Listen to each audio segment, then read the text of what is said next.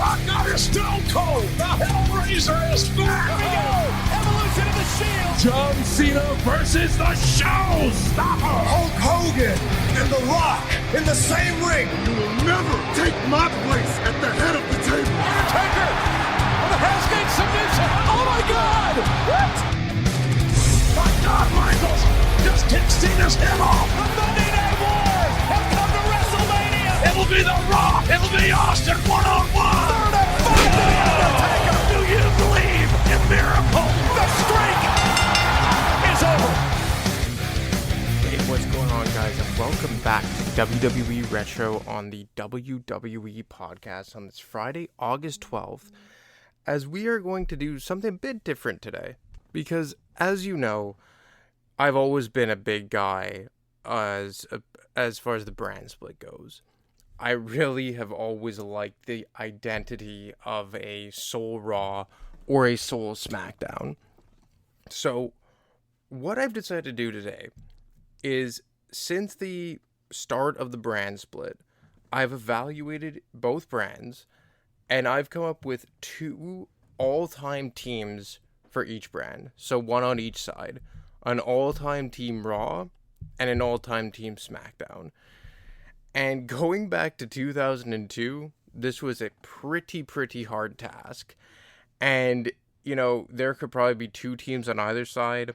And to be honest, there are a few guys who are kind of interchangeable on both Raw and SmackDown.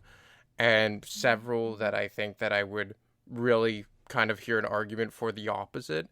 And I'll give my reasoning as to why they each fell on their respective sides.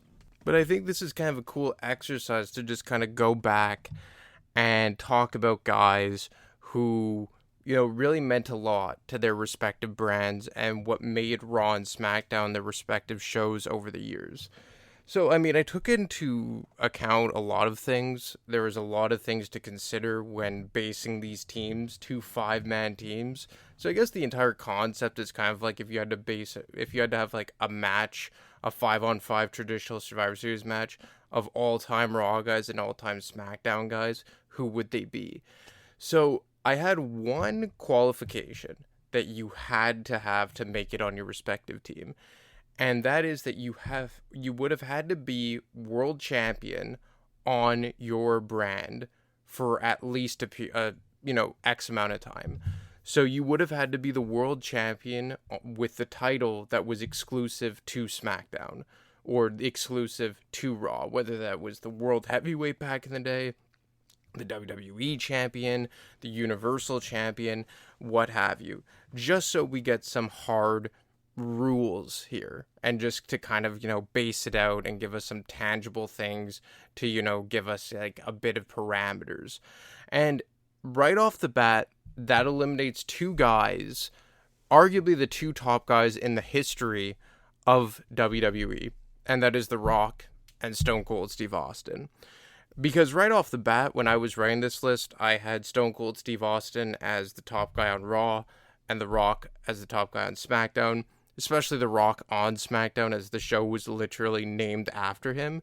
But the thing is that The Rock was never a brand exclusive champion on SmackDown. He was the first overall selection to the SmackDown brand in the first ever NHL. I'm too based in hockey, guys. In the first ever WWE draft. But the thing is that when The Rock won the Undisputed Championship, that was when the Undisputed World Champion was floating between both shows in the summer of 2002. It was before that belt had become exclusive to SmackDown, and Eric Bischoff had introduced the World Heavyweight Championship as an exclusive title to Raw. And as for Stone Cold Steve Austin, he was only exclusive to Monday Night Raw as an in-ring competitor for a couple months, because he was actually a free agent in the initial brand split, in that initial draft that they did in March of 2002. Then he shortly thereafter, walked away from the company, came back at No Way Out in February, had the program with The Rock, and then retired as an in-ring performer. So both of these guys are disqualified, both The Rock and Stone Cold Steve Austin. And to be honest, it is kind of fitting because neither of these guys were at their height when the brand split came into effect. Austin from, let's say, 98 to 2001, The Rock from, let's say, 98 to 2002, that was right before or just as the brand split was coming into effect. So it kind of makes sense that both Austin and The Rock are left off this specific list. So without further ado, let's go to the first guy that I have on Team SmackDown.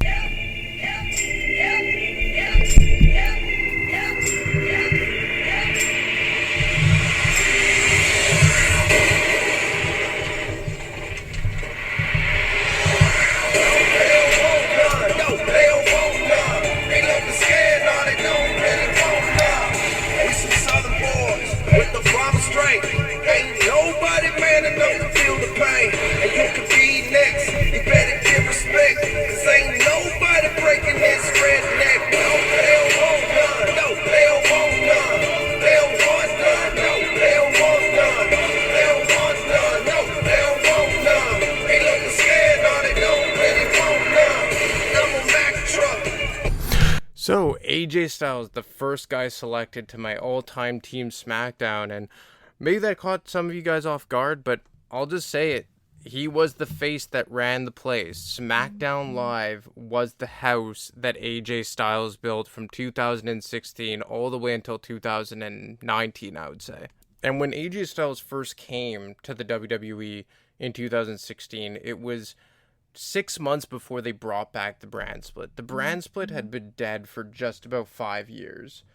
But when he came back and they reintroduced it with Shane McMahon as the SmackDown commissioner, Steph as the Raw commissioner, and they kind of moved SmackDown to Tuesday nights in the live format for the first time ever, AJ Styles was moved over to that brand to really kind of spearhead it and be the face of it. And he did so, and it paid off in spades. Obviously John Cena was there in the early days of SmackDown Live. You had Dean Ambrose as the first ever world champion on SmackDown Live. But in my opinion, AJ Styles was the guy who carried that brand during the SmackDown Live era.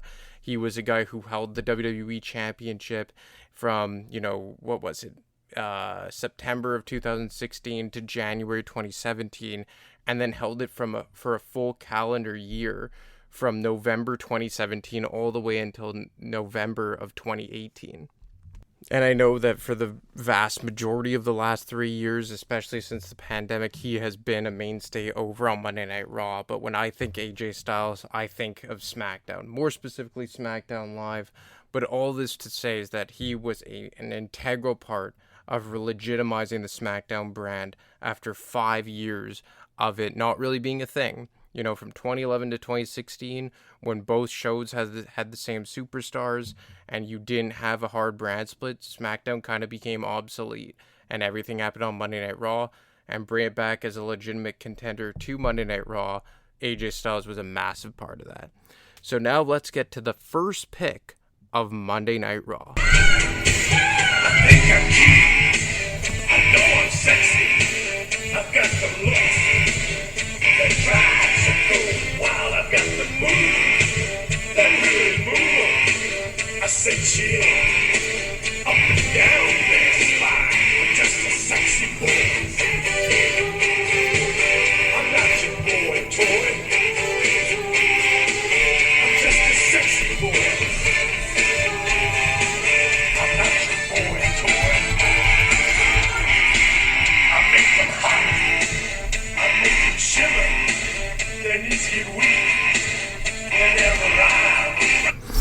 And there you have it. The first pick for Monday Night Raw's all-time team is Shawn Michaels. And look, from 2002 to 2010, this guy was a staple on Monday Night Raw. Never moved over to the SmackDown brand in any one of those drafts. Only was a world champion for about a month, but he did hold the world title in the early days of it, from November 2002 to December 2002. And he was a mainstay on that brand. Shawn Michaels, one of the top baby faces, if not the top baby face on Monday Night Raw all the way until 2005, until Batista and later on John Cena became established. And he was a guy that really became synonymous with the Monday Night Raw brand during the Ruthless Aggression era. and even into the PG era at times. You know, you had Shawn Michaels main event several WrestleManias, 2004 with Benoit and Triple H, 2003 with John Cena as, you know, Raw main events that did close the show. So you could not have an all-time team Monday Night Raw without one HBK Shawn Michaels on it, and that second return run he had in the company really catapulted Monday Night Raw, especially in an era where they needed top baby faces. When The Rock walked away, when Austin walked away, they needed a top baby face to tangle with a Triple H, and he certainly did that. Now, let's get on to the second pick for Team SmackDown.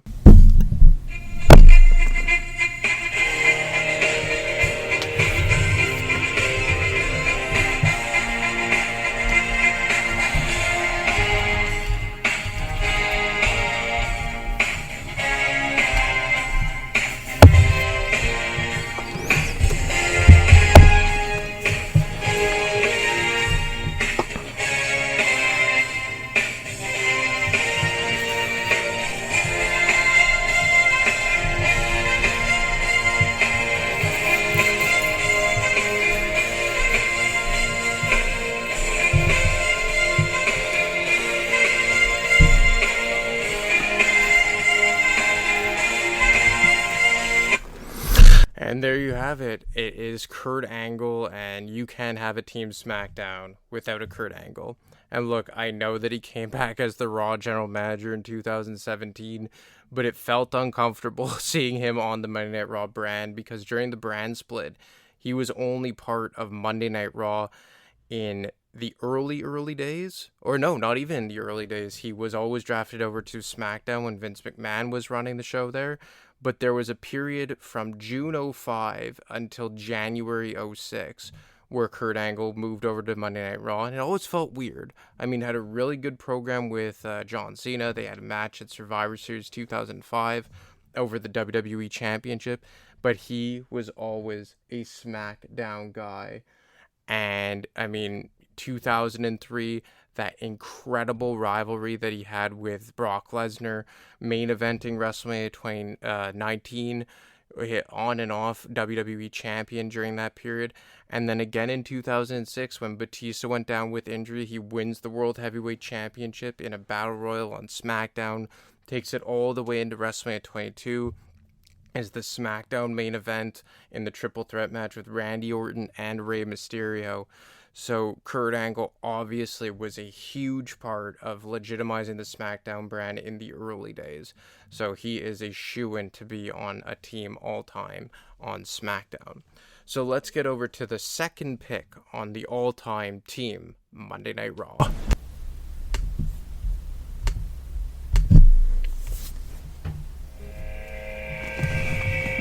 I hear voices in my head, they counsel me, they understand, they talk to me.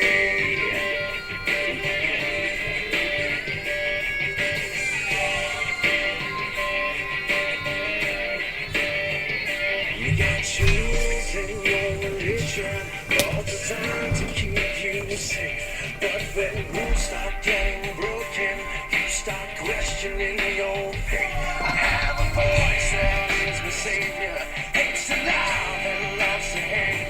I have a voice that has the knowledge and the power to your fate. I hear voices crying, I see him.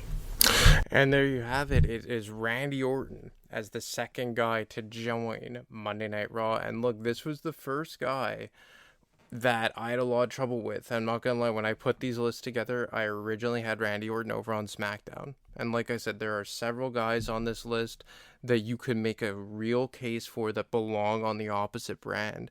And Randy Orton was that guy, you know, in the SmackDown Live era. Like I was talking about with AJ Styles before, he was a big part of SmackDown. You know, won the WWE Championship at the Elimination Chamber, or at WrestleMania in 2017, won the Royal Rumble in 2017, had the underwhelming program with Bray Wyatt, had a run with the U.S. Championship, a decent feud with Jeff Hardy.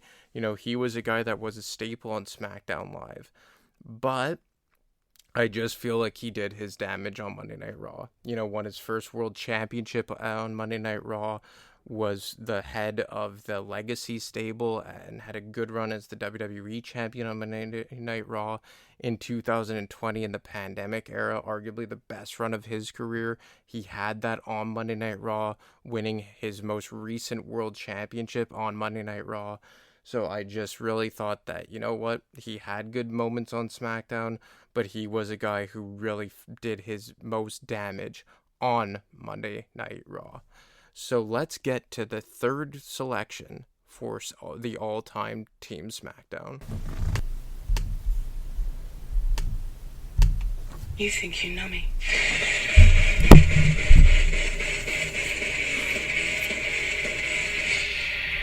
On the stage, I see clearly everything is come to life.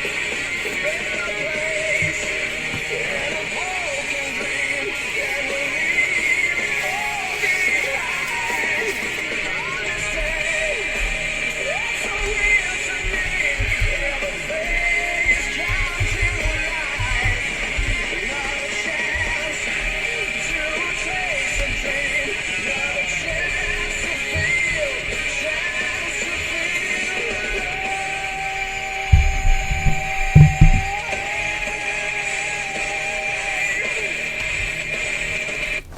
So Edge, another guy that you could make the case probably could have been on Monday Night Raw, especially the fact that, his initial cash-in on John Cena for the WWE Championship in early 2006 was on Monday Night Raw. He kind of rose to the main event on Monday Night Raw.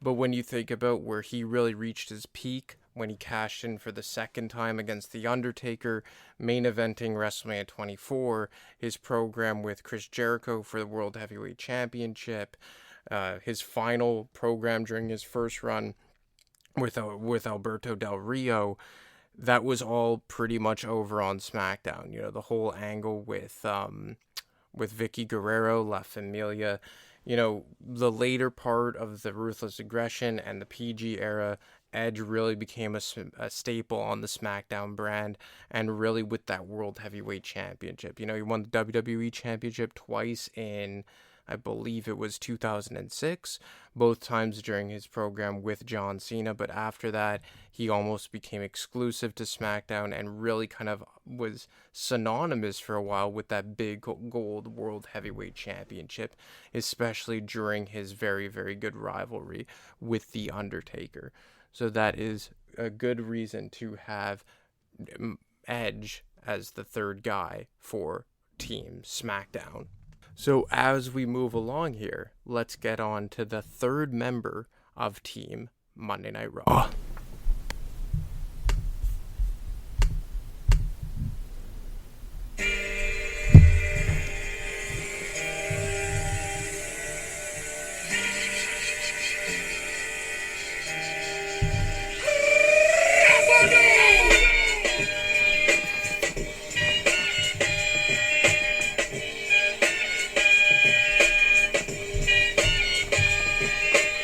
Your time is up, my time is now.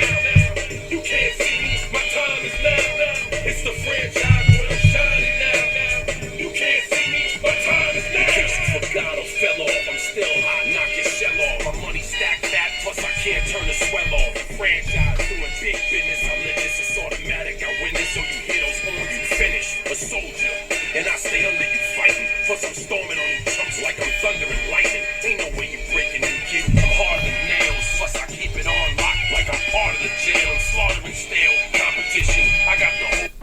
So there you have it. John Cena is your third member of Team Monday Night Raw. And look, this is another guy like Randy Orton.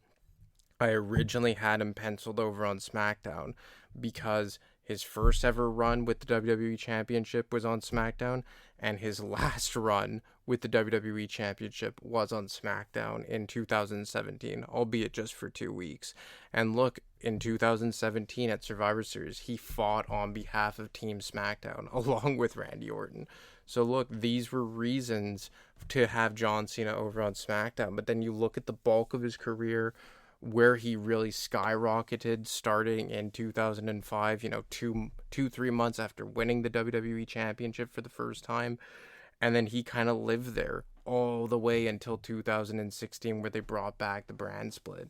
Like, it was funny. I was listening to Freddie Prinze Jr.'s podcast, and he talked about the time that Vince drafted Cena to SmackDown and then back to Raw in one night just to piss off the officials at the USA Network. But look, if you look at the height of John Cena, he did the lion's share of his damage on Monday Night Raw.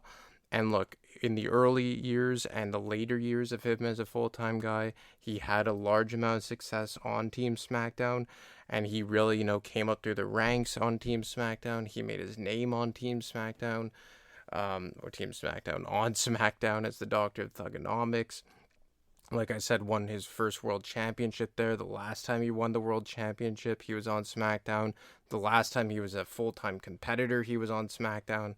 But all in all, Cena is a Monday Night Raw guy, and that's where he lived for the lion's share of his prime. So just a little update. We all have a quick count so far. Team SmackDown, we have Edge, we have Kurt Angle, we have AJ Styles. Team Raw, we have Cena, we have Orton, we have HBK Shawn Michaels. So let's get to the fourth member of Team SmackDown.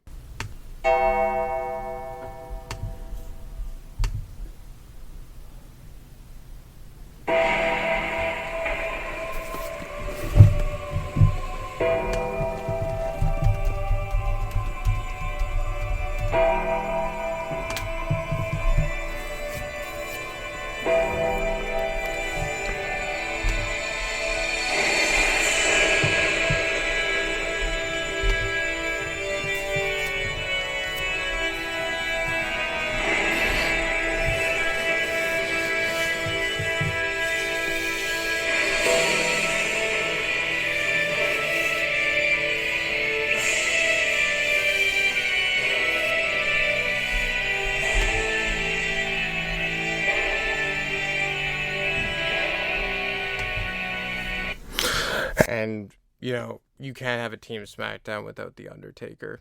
Like in the Ruthless Aggression era, in the brand split era, he was never a member of Monday Night Raw. And that's very telling, except for the early years where he went first to Ric Flair when he was part of Monday Night Raw, but he quickly shifted to SmackDown after like 3 or 4 months. He barely was on Monday Night Raw, and that was back when he was still the American Badass, his big evil gimmick. So, from late 2003 all the way until he basically retired / the brand split ended, he was on SmackDown, and he never held a world championship over on Monday Night Raw. He was the World Heavyweight Champion several times, starting in 2007, probably over into 2008 as well. Had that iconic rivalry with Edge on SmackDown, had a very solid rivalry with Batista on SmackDown, and he even said as much a few years back when he came back to pump up the SmackDown team, that SmackDown was a place that he called home. So that is why The Undertaker is a shoo-in as the fourth member on Team SmackDown all time. So let's get to the fourth member of Team Monday Night Raw.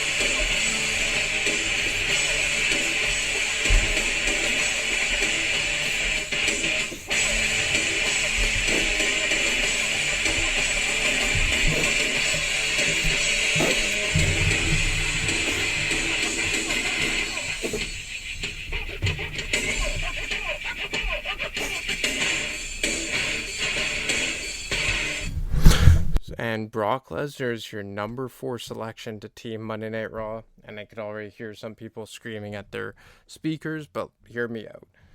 Again, questionably, you could put Brock Lesnar over on SmackDown because of his time in the Ruthless Aggression era. And yes, since his return to the company in 2012, he has been a part-timer. But like it or not, he has been a crucial part of the Monday Night Raw brand since 2016. You know, from 2017, early 2017 to, mid to late 2018, he was the Universal Champion. He won that title back again in late 2018 and held it into early 2019. He would win it again for a cup of coffee in the summer of 2019. He would then win the WWE Championship in later 2019 and bring it over to Monday Night Raw.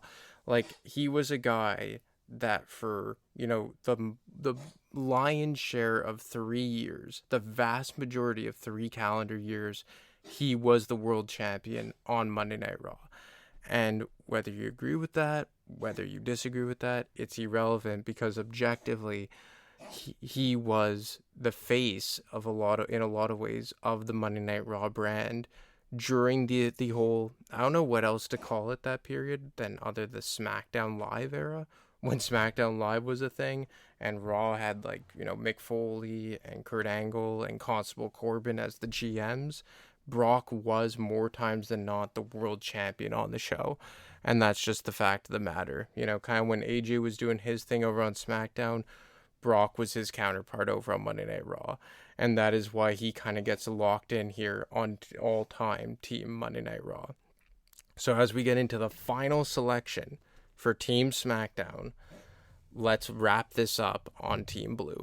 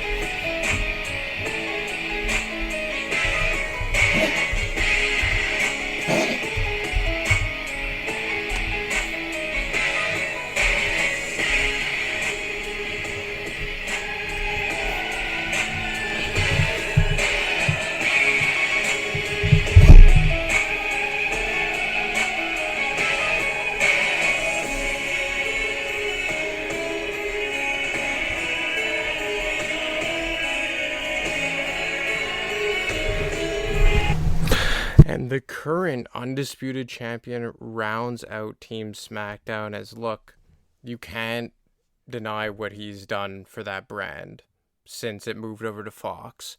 And, for the first part of it on Fox, right before the pandemic hit, he wasn't the world champion. The Fiend was holding the Universal title, and he was in that godforsaken program with Baron Corbin. But since returning at SummerSlam 2020, he has legitimized that brand, and in my mind has made it the A show more times than not. More times than not, over the last 24 months, SmackDown has been the much better show than Monday Night Raw, and a large portion of that is because of Roman Reigns.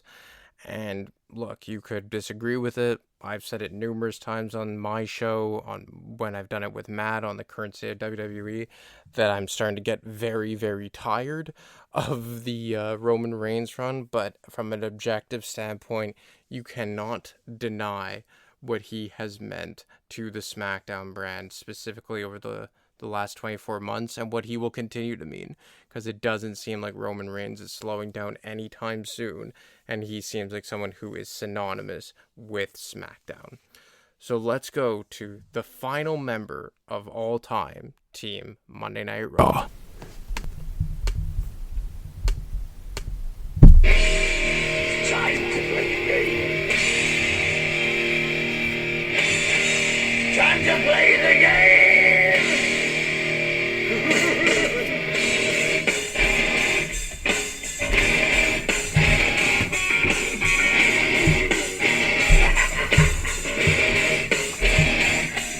It's all about the game and how you play it. All about control, and if you can take it, all about your step, and if you can play it, it's all about playing. Who's gonna make it? I am the game. You don't wanna play me. I am control.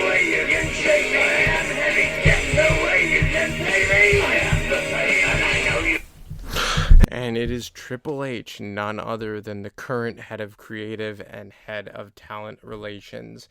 As obviously, I'm not going to hide it, I kind of saved the best for last because of everything that's going on in WWE right now. Made sense to have Triple H as the last guy introduced on the all-time Team Monday Night Raw.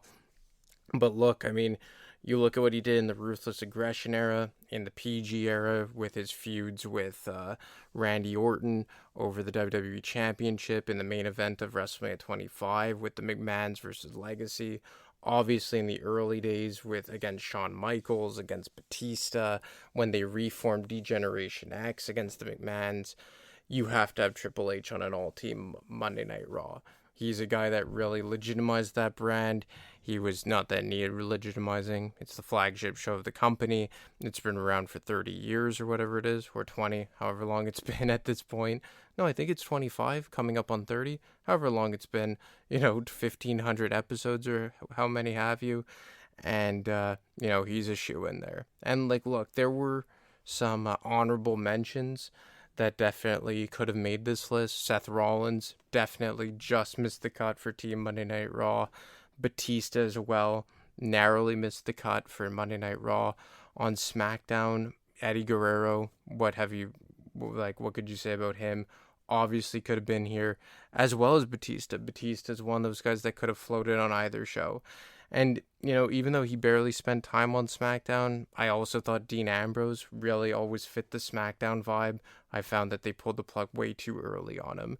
But most specifically, I think Batista, who could have been on either show, Guerrero on SmackDown, and Rollins on Raw.